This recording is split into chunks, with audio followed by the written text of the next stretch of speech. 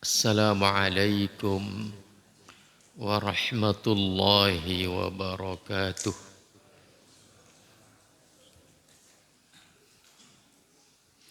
Innal hamdalillah nahmaduhu wa nasta'inuhu wa nastaghfiruh wa na'udzu billahi min syururi anfusina wa min sayyiati a'malina may yahdihillahu fala mudilla lahu wa may yudlil fala hadiya lahu asyhadu an la ilaha illallah wahdahu la syarika lahu wa asyhadu anna muhammadan abduhu wa rasuluh. Allahumma salli wa sallim ala Muhammadin wa ala alihi wa ashabihi wa man tabi'ahum bi ihsanin ila yaumiddin. Amma ba'du, fa inna asdaqal hadith kitabullah wa khairal hadyi hadyu Muhammadin sallallahu alaihi wasallam wa syarrul umuri muhdatsatuha wa kullu muhdatsatin bid'ah wa kullu bid'atin dhalalah wa kullu dhalalatin finnar. Saudara-saudaraku,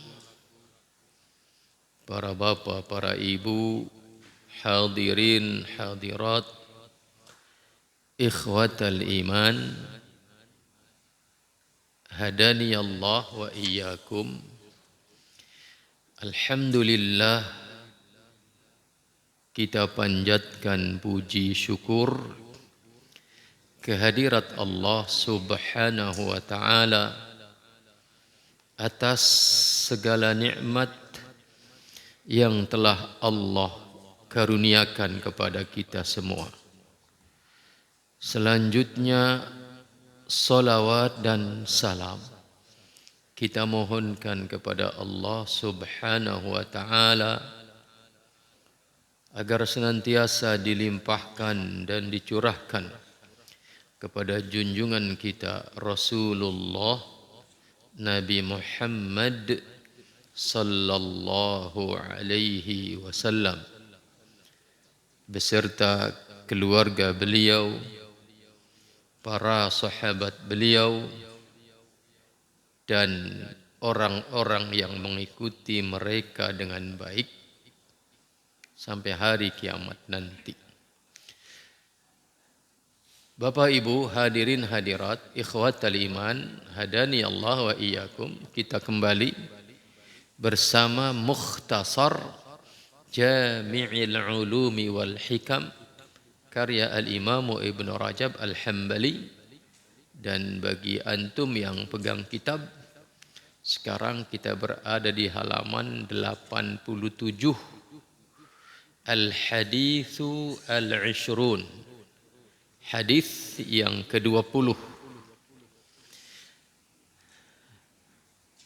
Penulis kitab ini berkata, Al-Hadithu Al-Ishrun, hadis yang ke-20, an Abi Mas'udin Al-Badri radhiyallahu anhu qala, dari Abu Mas'ud Al-Badri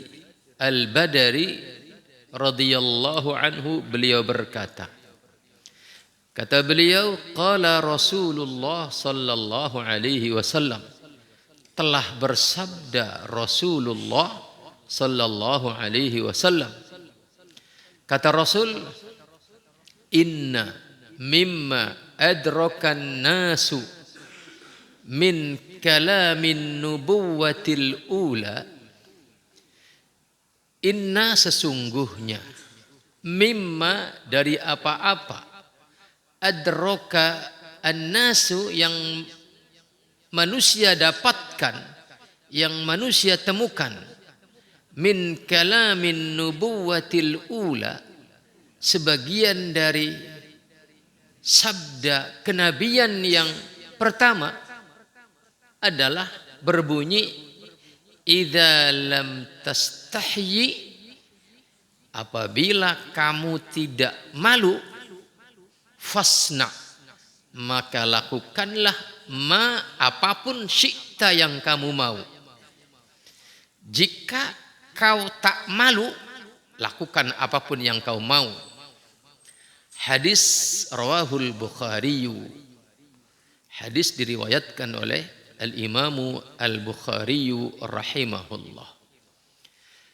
Saudaraku ikhwatal iman, hadani Allah wa iyyakum. Sekarang mari kita ikuti syarahnya. Kita ikuti uraiannya oleh Al-Imamu Ibnu Rajab. Kata beliau, syarhul hadis. Uraian hadis ini, qauluhu sallallahu alaihi wasallam. Sabda Nabi yang berbunyi inna mimma adrakan nasu min kalamin nubuwatil ula, yang tadi sudah saya terjemahkan. Kata Al-Imamu Ibnu Rajab, ini sabda Nabi yushiru, memberikan isyarat, memberikan petunjuk, ila anna hadza ma'thurun 'anil anbiya'il mutaqaddimin, bahwa ungkapan ini ditemukan dari para nabi-nabi terdahulu. Wa anna nasa, dan bahwasanya manusia semenjak dahulu kala tadawaluhu bainahum, saling mengungkapkan ungkapan ini. Jadi sudah menjadi kalimat yang akrab, familiar dengan lisan-lisan orang terdahulu, bahwasannya jika kau tak malu, lakukan apapun yang kau mau. Tadawaluhu bainahum wa tawarathuhu anhum qarnan ba'da qarnin. Dan ini kalimat terus diwariskan dari satu zaman ke zaman berikutnya, dari satu generasi ke generasi berikutnya. Qarnan ba'da qarnin. Wa hadza, ini keadaan yadullu, menunjukkan, ala anna nubuwatil mutaqaddimata, bahwa kenabian-kenabian terdahulu ja'at bihadzal kalam, mereka para nabi terdahulu datang membawa ungkapan yang berbunyi jika kau tak malu, lakukan apa yang engkau mau. Wa annahu ushtuhira bainan nas, dan ungkapan ini masyhur, terkenal di kalangan manusia, hatta wasala ila awwali hadhil ummah, sampai datang ungkapan ini ke awal umat ini, yaitu umat Nabi Muhammad sallallahu alaihi wasallam. Saudaraku ikhwatal iman, hadani Allah wa iyyakum. Ini status ungkapan ini. Kemudian kata Al-Imam Ibnu Rajab, kita kaji maknanya, kita kaji pemahamannya. Maka kata beliau, wa qauluhu sallallahu alaihi wasallam, sabda Nabi yang mengatakan idza lam tastahyi, apabila engkau tidak malu, fasna ma syi'ta, lakukan apa yang kau mau. Ini fi ma'nahu qaulani, di dalam memahami makna ungkapan hadis ini ada dua pendapat, ada dua tafsiran dari kalangan para ulama. Ahaduhuma, yang pertama, annahu laisa bi ma'nal amr, ini bukan perintah, walaupun redaksinya perintah. Redaksi hadisnya mengatakan apabila kamu tidak malu, lakukanlah apa yang kau mau. Redaksinya secara lafzi adalah perintah, tetapi maknanya bukan perintah. Laisa bi ma'nal amr an yasna'a ma syaa, bukan perintah untuk melakukan apapun yang dia mau. Walakinnahu, ala makna dzammi, akan tetapi ini maknanya adalah celaan. Rasul sedang mencela, wan nahyi, dan sedang mencegah, sedang melarang anhu dari keadaan itu, berbuat semaunya. Wa ahla hadzal maqalah lahum tariqan. Para ulama yang memahami redaksi hadis ini sebagai redaksi celaan dan larangan, ada dua cara di dalam memahaminya, kata Al-Imam Ibnu Rajab Al-Hambali rahimahullah. Yang pertama, ahaduhuma, cara memahami redaksi Nabi yang lafadznya perintah tetapi maknanya bukan perintah tapi celaan dan larangan. Itu cara memahaminya yang pertama, annahu amrun, redaksinya perintah tetapi bimakna tahdidi, maknanya ancaman, wal wa'idi, dan ancaman. Maksudnya bagaimana? Wal makna, maknanya adalah idza lam yakun laka hayaun, idza lam yakun, tidak ada, jika tidak ada, laka, bagimu, hayaun, rasa malu, kamu kalau tak punya malu, kamu kalau muka tembok, rai gedeg, fa'mal ma syi'ta, terserah, lakukan apa yang kamu mau. Itu mungkin kalau diterjemahkan dengan bahasa kita. Fa innallaha yujazika alaihi, maka sesungguhnya Allah akan membalas atas apa yang kamu lakukan.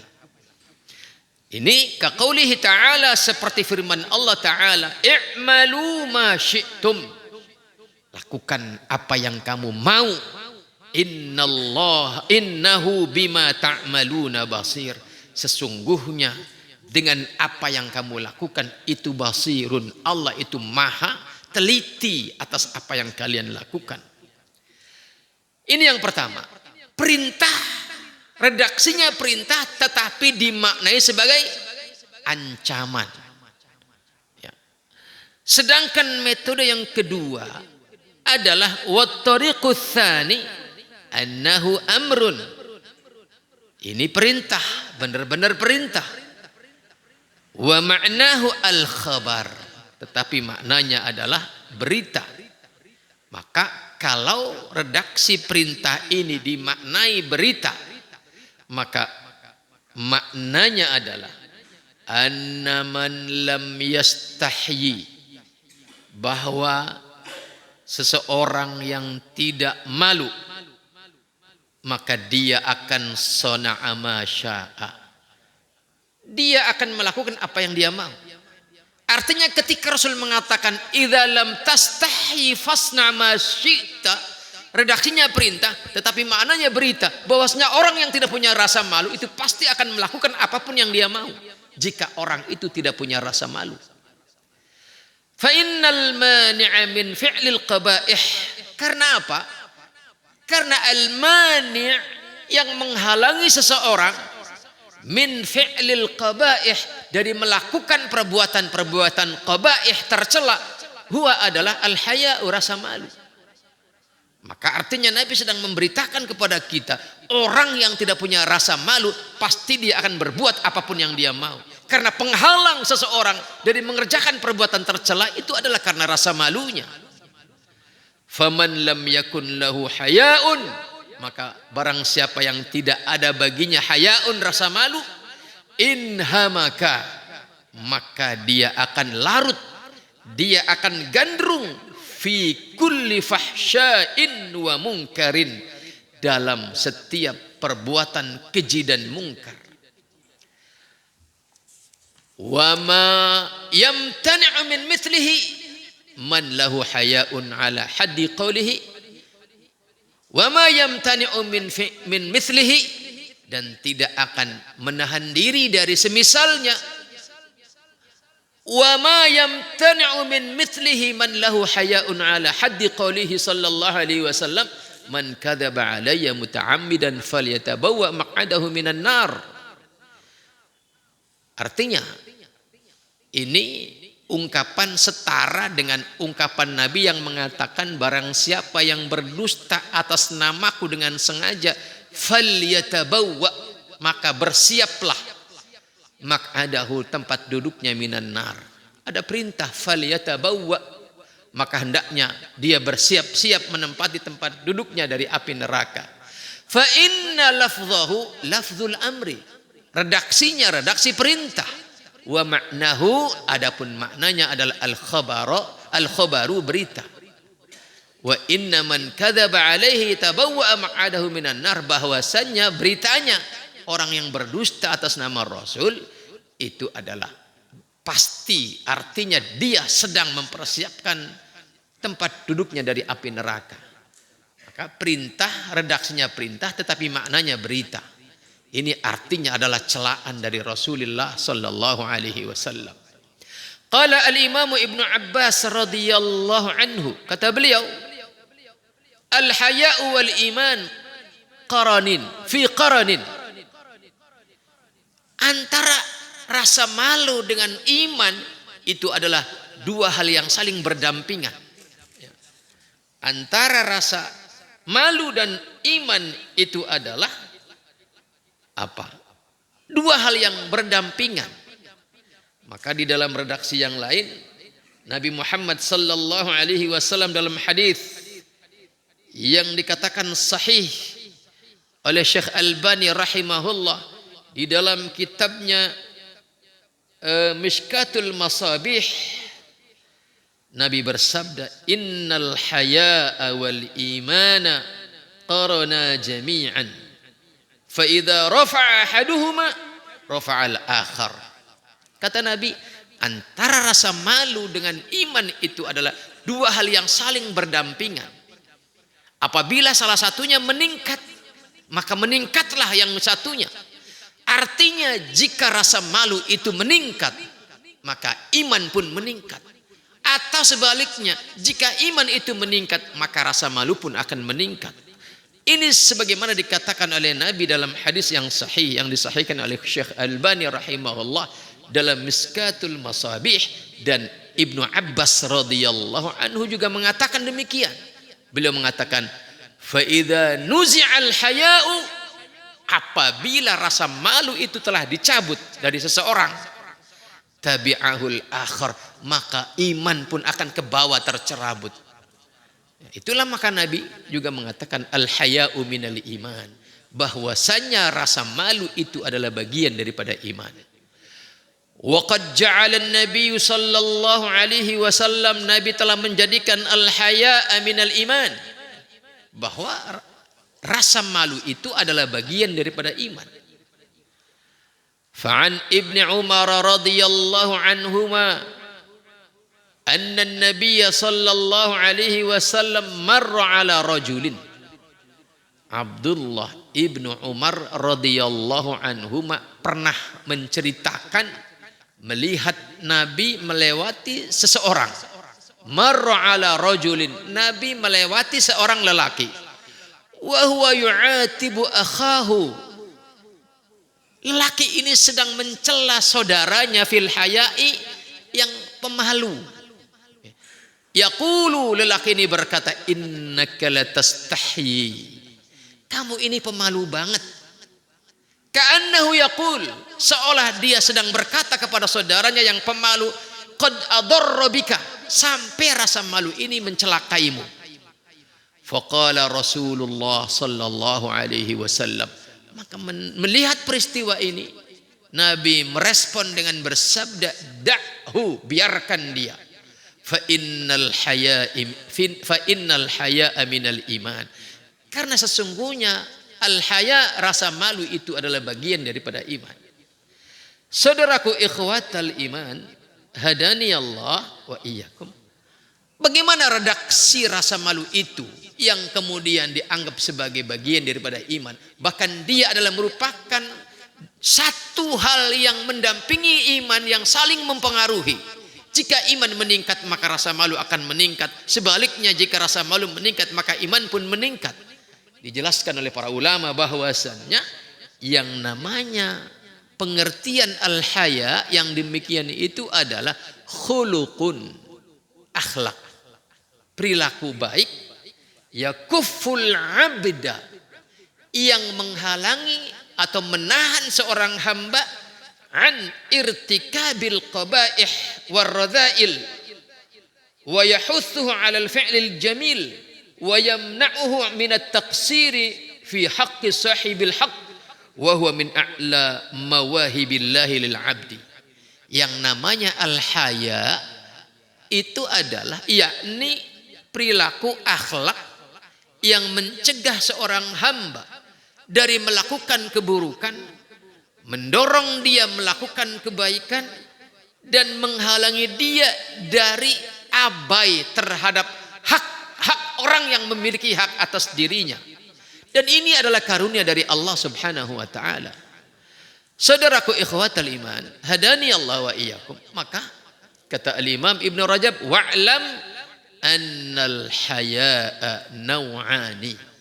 Ketahuilah rasa malu itu ada dua macam. Ahaduhuma, yang pertama, makana khalqan wajibillatan ghaira muktasab, yakni bawaan.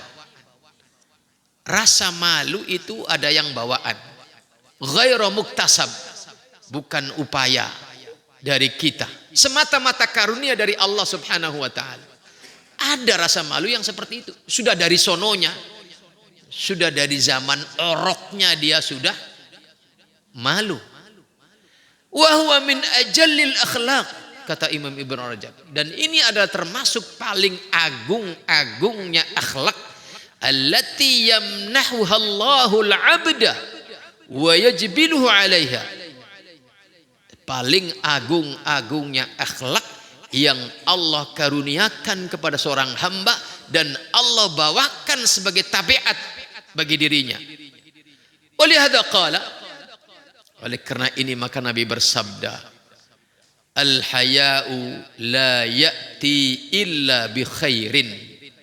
Rasa malu itu tidaklah datang kecuali membawa kebaikan. Fa innahu yakufu an irtikabil qabaih. Rasa malu itu akan menghalangi seseorang dari melakukan al-qabaih, berbagai macam keburukan, wa dana'atil akhlak, dan rendahnya akhlak. Menghalangi kita dari keburukan dan akhlak rendah. Wa yahutsu ala istimali makarimil akhlak wa ma'aliha, dan mendorong kita untuk menggunakan kemuliaan akhlak dan keluhuran akhlak.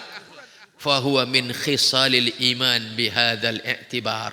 Maka rasa malu yang demikian ini adalah merupakan bagian daripada iman. Ini yang pertama, akhlak yang merupakan bawaan karunia dari Allah, ghairu muktasab, tanpa ada upaya dari kita. Watsani, yang kedua, makana muktasaban min ma'rifatillah wa ma'rifati 'azamatihi wa qurbihi min ibadihi. Ada lagi akhlak yang macam yang kedua, yaitu dia merupakan sesuatu yang diupayakan melalui pendidikan. Inilah peran pendidikan. Makana muktasaban, lantaran diupayakan. Dan upaya akhlak yang mulia yang bernama al-haya ini, rasa malu ini, lahir dari upaya min ma'rifatillah, karena telah memiliki pengenalan yang baik terhadap Allah Subhanahu wa taala, wa ma'rifati 'azamatihi, dan karena orang ini memiliki pengetahuan akan keagungan Allah Subhanahu wa taala, wa qurbihi, dan dia tahu betul Allah itu maha dekat min ibadihi, dari para hambanya. Karena dia memiliki ma'rifah yang baik tentang Rabbnya, karena dia memiliki ma'rifah yang baik tentang keagungan Rabbnya, karena dia memiliki ma'rifah yang baik akan dekatnya Allah dengan para hambanya, dan ma'rifah ini muncul dari ilmu, dan ilmu itu adalah bitta'allum, usaha dengan belajar. Maka muncullah kemudian rasa malu. wa ittila'ihi alaihim, dan karena dia tahu Allah itu memantau, melihat atas para hambanya. Wa ilmihi bi khanaitil a'yun, dan dia tahu betul Allah itu memiliki ilmu pengetahuan yang detail bi khainatil a'yun, dengan pandangan apa yang tersembunyi oleh pandangan kita, apa yang tidak nampak oleh mata kita, Allah tahu. Wa ma tukhfis sudur, dan Allah tahu apa yang tersembunyi di dalam dada-dada manusia. Jika kita memiliki akhlak yang demikian, yaitu rasa malu yang tumbuh akibat upaya makrifat kita kepada Allah, akibat upaya makrifat kita kepada azamah keagungan Allah, akibat kita berupaya memiliki makrifah bahwa Allah maha dekat dengan kita para hambanya, bahwa Allah mengetahui dan melihat dan memantau kita. Jika kita memiliki rasa malu akibat upaya-upaya ini, fahada min a'la khisalil iman, maka ini merupakan bagian daripada paling tinggi-tingginya bagian daripada iman. Bal huwa min a'la darajatil ihsan, bahkan ini merupakan tingkatan paling tinggi daripada derajat ihsan, di mana ihsan itu adalah anta'budallah ka'annaka tarahu fa illam takun tarahu fa innahu yaraka. Kata Nabi, yang namanya ihsan itu engkau menyembah Allah seolah engkau melihat Allah. Jika tidak, maka Allah melihat engkau. Dan ini artinya adalah dia memiliki ma'rifat, pengetahuan yang bagus, bahwa Allah itu memantau dirinya, melihat dirinya, sehingga timbullah rasa malu. Maka kata Al-Imam Ibn Rajab Al-Hambali, wa qad yatawalladul haya'u minallah, rasa malu terhadap Allah itu qad yatawalladu, sungguh akan melahirkan, atau sungguh dia lahir min mutala'ati ni'amihi, karena dia melihat betapa banyak nikmat Allah. Jadi al-haya'u minallah, rasa malu terhadap Allah itu akan lahir min mutala'ati ni'amihi, lahir lantaran kita memiliki pengetahuan betapa banyaknya nikmat Allah kepada kita, wa ru'yati taqsiri fi syukriha, dan karena kita melihat betapa taksirnya kita, betapa malasnya kita untuk bersyukur kepada Allah Subhanahu wa taala. Lantaran itu, yakni lantaran kita melihat betapa banyak nikmat Allah yang Allah karuniakan kepada kita dan betapa malasnya kita untuk bersyukur kepadanya, maka mestinya akan lahir rasa malu kepada Allah Subhanahu wa ta'ala.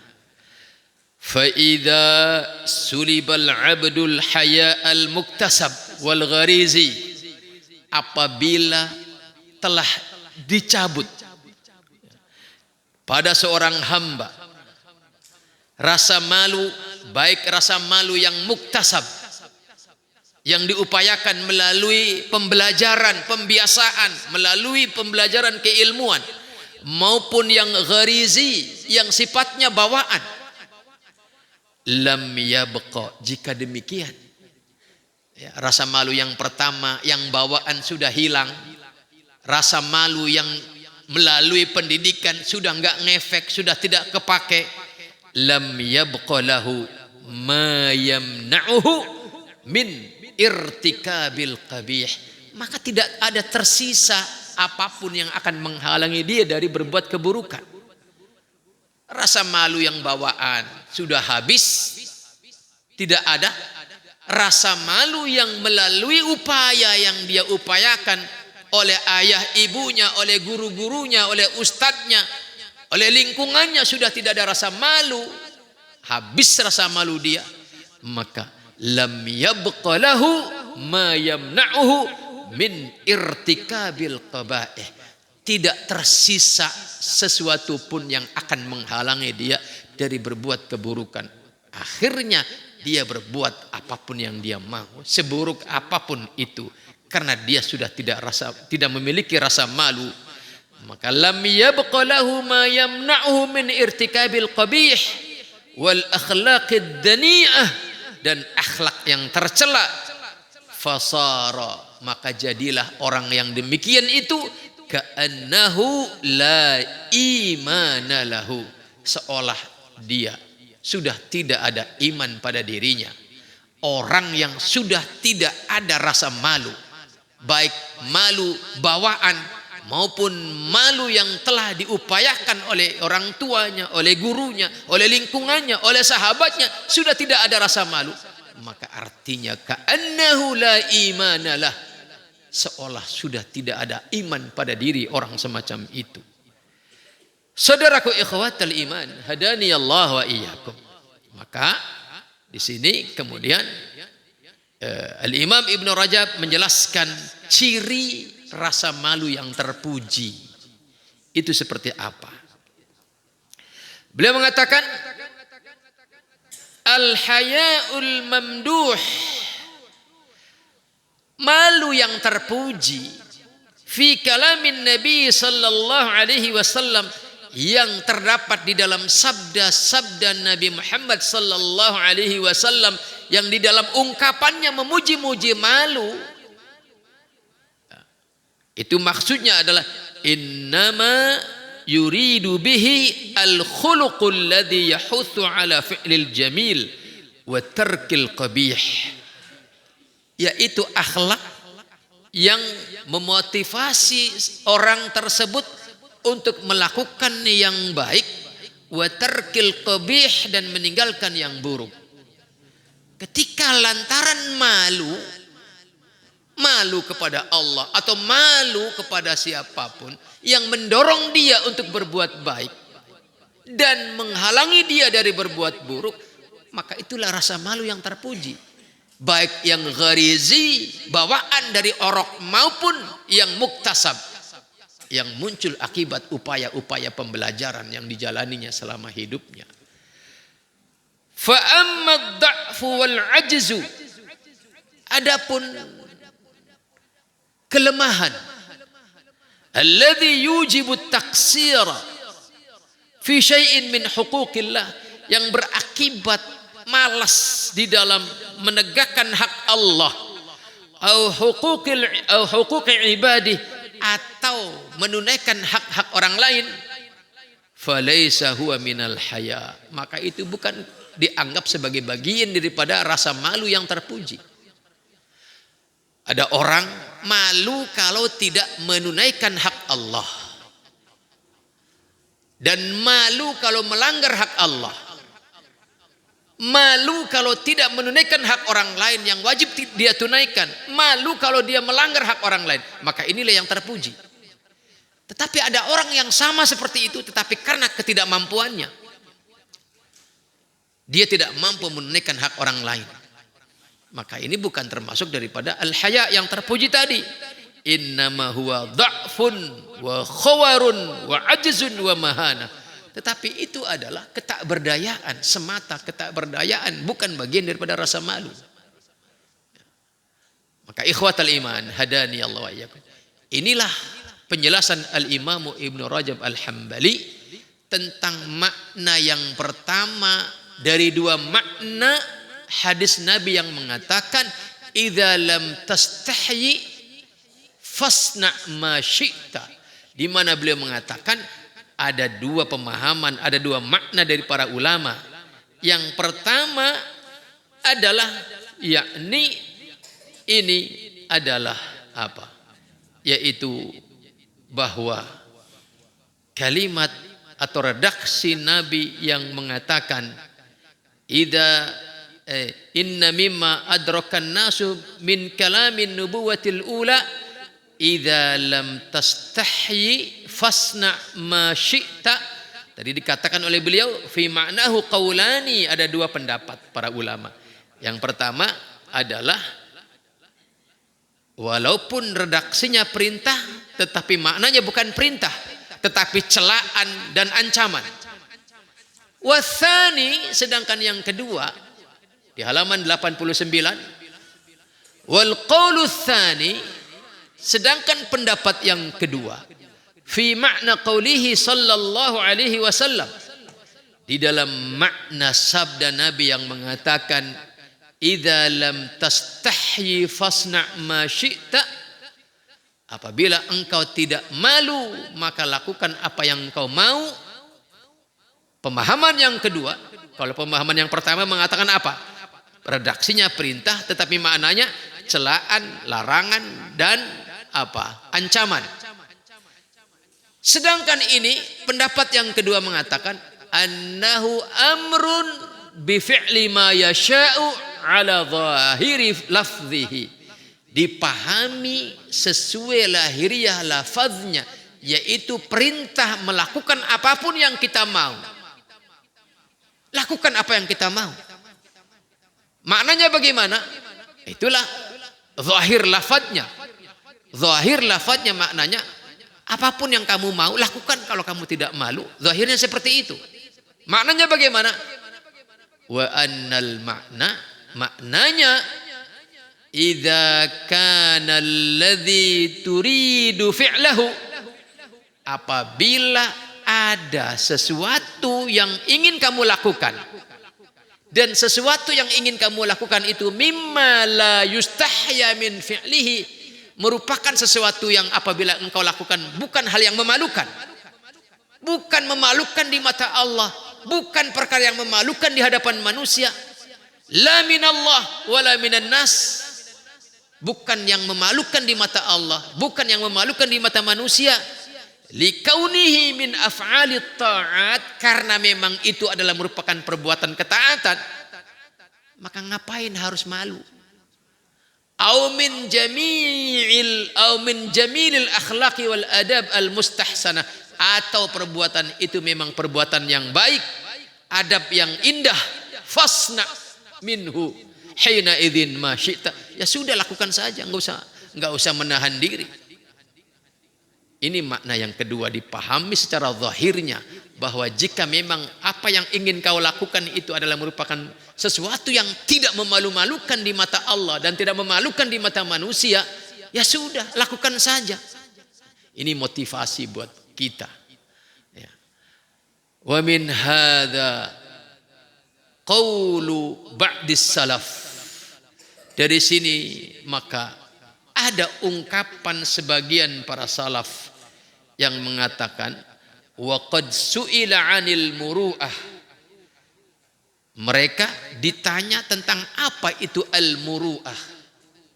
Faqala, maka beliau menjawab, alla ta'mala fis sirri syai'an tastahyi minhu fil 'alaniyah.